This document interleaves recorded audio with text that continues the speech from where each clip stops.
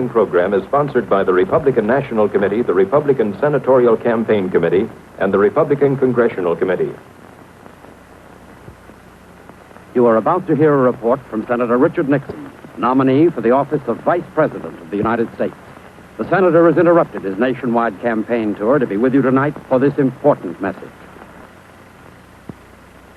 A man down in Texas heard Pat on the radio mention the fact that our two youngsters would like to have a dog.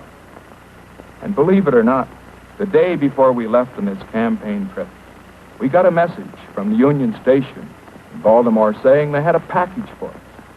We went down to get it. You know what it was?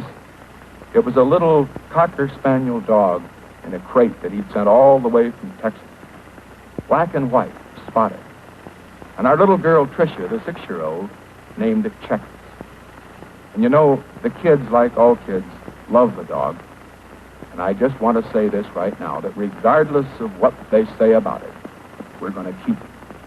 Because, folks, remember, a man that's to be President of the United States, a man that's to be Vice President of the United States, must have the confidence of all the people. Well, they just don't know who they're dealing with. I'm going to tell you this. Why do I feel so deeply?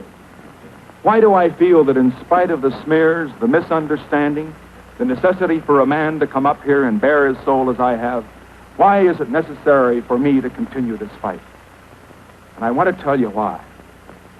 Because, you see, I love my country. And I think my country is in danger.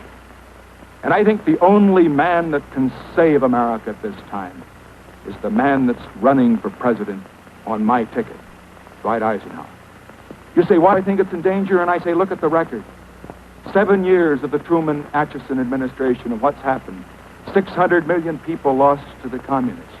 And a war in Korea in which we have lost 117,000 American casualties.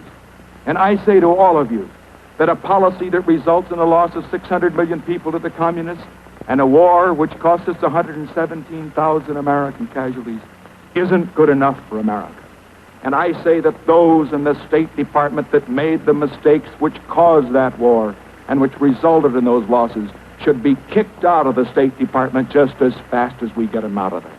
And so I say, Eisenhower, who owes nothing to Truman, nothing to the big city bosses, he is the man that can clean up the mess in Washington. And a vote for Eisenhower is a vote for what's good for America. Republicans and the Republican Congressional Committee.